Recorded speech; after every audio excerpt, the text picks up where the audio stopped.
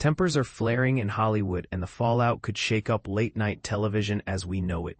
ABC finds itself in a precarious position as it navigates whether or not to reinstate Jimmy Kimmel as the host of his signature show, a move now fraught with controversy and risk. But what's really at stake here goes far beyond one comedian or monologue. Let's peel back the curtain on this heated episode. It all began simmering earlier in the week inside the corridors of Disney and ABC. Jimmy Kimmel, known for his sharp tongue, kicked off Monday night's show with pointed remarks about Charlie Kirk's alleged killer and labeled Trump supporters the MAGA gang. Unsurprisingly, this sent critics on the right into a frenzy, thrusting the segment squarely onto Disney's radar. Rather than back down, Kimmel upped the ante on Tuesday, accusing many in MAGA land of exploiting Kirk's murder for political gain. But here's where it gets dramatically more intense. Things took a sharp turn on Wednesday, after FCC Chair Brendan Carr expressed on a conservative podcast no less, that ABC could potentially lose its local broadcast licenses over the uproar. This wasn't just idle talk. Within hours, Nexstar, a powerhouse station group that airs Kimmel's show in nearly 24 markets, announced they would pull his program from their lineup. The possibility of the FCC yanking broadcast licenses is more than a slap on the wrist. It's an existential threat. As one industry insider told CNN, nothing sends shudders down the spine of a network quite like the prospect of regulators imposing fines or stripping away your very right to broadcast. This kind of pressure doesn't just affect Jimmy Kimmel Live.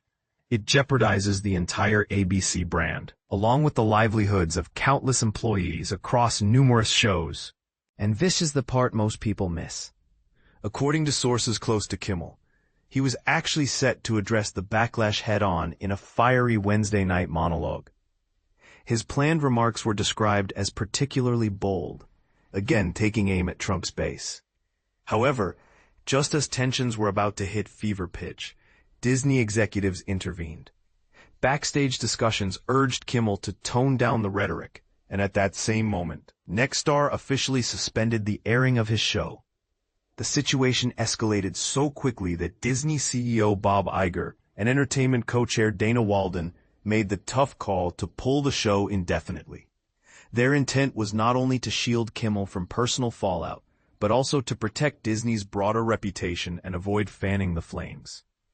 Walden's conversation with Kimmel reportedly struck a balance between somber and sincere, highlighting their long-standing rapport and the deep respect Kimmel commands within ABC. But here's a controversial twist. Some sources suggest that if Kimmel had gone forward with his planned monologue, there might have been no way to walk things back.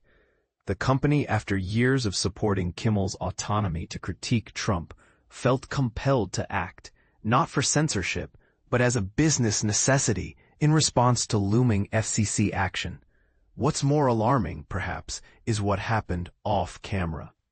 According to several insiders, Disney staff and Jimmy Kimmel Live employees began receiving death threats after Carr's comments, with their personal details exposed and spread across social media. Suddenly, the dilemma was no longer just about free speech or network policy. It became a matter of safety and well-being for everyone involved, from crew members to advertisers. Despite these complications, hope remains within Disney that a path exists to bring Kimmel back on the air. There's added uncertainty, given that Kimmel's contract runs through May 2026, and he has previously wrestled with whether to continue the show at all, joking at his last extension about embracing quiet quitting.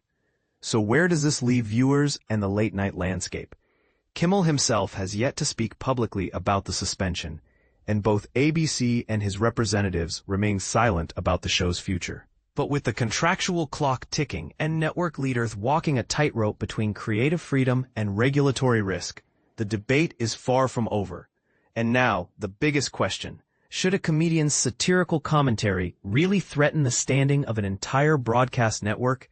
Or does this signal a chilling new era where political pressure and regulatory threats can silence entertainment? Dive into the comments below. Whose side are you on, and where should the line be drawn?